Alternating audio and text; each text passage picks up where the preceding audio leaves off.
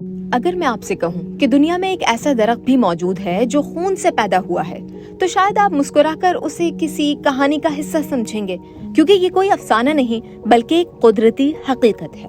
ایک ایسا درخت جس کے زخموں سے نکلتا ہے سرخ گاڑھا مایا، بالکل انسانی خون جیسا۔ یہ ہے ڈریگن بلڈ ٹری، یعنی خون والا درخت، جسے سائنسی زبان میں کہا جاتا ہے ڈریسینا سینابا۔ لیکن یہ درخت عام جگہوں پر نہیں اگتا، یہ صرف ایک ہی جگہ پایا جاتا ہے، یمن کے پراسرار اور تنہا جزیرے سقطری میں۔ وہی جزیرہ جسے زمین کا چھپا ہوا خزانہ بھی کہا جاتا ہے۔ مگر آخر اسے خون والا درخت کیوں کہتے ہیں؟ کیونکہ جب آپ اس کی چھال کو تھوڑا سا بھی چھیلیں تو اس کے اندر سے نکلتا ہے ایک سرخ رنگ کا گاڑھا رس، جو دیکھنے میں ایسا لگتا ہے جیسے درخت کا جسم زخمی ہو گیا ہو۔ یہ دراصل ایک قدرتی ریسن یعنی رال ہے، جسے قدیم زمانے کے لوگ ڈریگن کا خون کہتے تھے۔ یہ رال صرف خوبصورت نہیں بلکہ حیران کن دواؤں سے بھرپور ہے۔ سائنس کہتی ہے کہ اس میں ہے طاقتور اینٹی بیکٹیریل، اینٹی وائرل اور اینٹی انفلامیٹری خصوصیات، یعنی یہ قدرت کا اپنایا ہوا اینٹی بائیوٹک ہے۔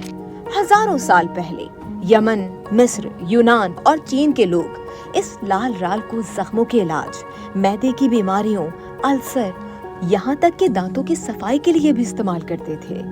قدیم چینی بادشاہ اسے اپنی شاہی کپڑے اور برتن رنگتے تھے، اور رومی اسے سونا سمجھ کر سنبھالتے تھے۔ اس درخت سے ایک مذہبی روایت بھی جڑی ہے۔ کہا جاتا ہے کہ جب حضرت آدم علیہ السلام کے بیٹے قابیل نے حسد میں آ کر اپنے بھائی حابیل کو قتل کیا تو انسانیت کا پہلا خون زمین پر گرا، اور اسی جگہ اگا یہ درخت۔ ایک درخت جس کے تنے میں چھپی ہے دو بھائیوں کے خون کی کہانی۔ اسی لیے مقامی لوگ اسے کہتے ہیں دو بھائیوں کے خون والا درخت۔ اس درخت کا ظاہری منظر بھی کسی سائنس فکشن فلم سے کم نہیں ہے۔ موٹا تنا اور اس کے اوپر شاخیں ایسی پھیلتی ہیں جیسے کوئی قدرتی چھتری ہو۔ یہ شاخیں نہ صرف دھوپ سے درخت کو بچاتی ہیں بلکہ نیچے کی زمین میں نمی بھی محفوظ رکھتی ہیں۔ جزیرہ سقطری جہاں یہ درخت اگتا ہے خود بھی کسی اور دنیا جیسا لگتا ہے۔ یہاں کے پودوں کی 800 سے زائد اقسام میں سے 307 تو ایسی ہیں جو دنیا میں اور کہیں نہیں ملتی۔